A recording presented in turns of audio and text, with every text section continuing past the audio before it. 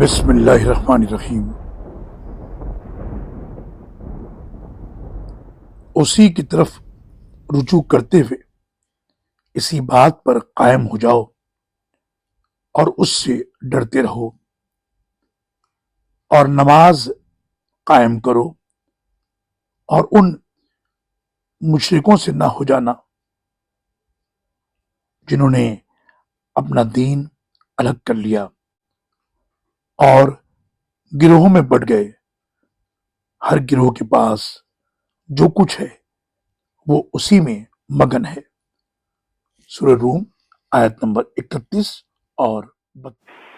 اللہ اکبر اللہ اکبر اللہ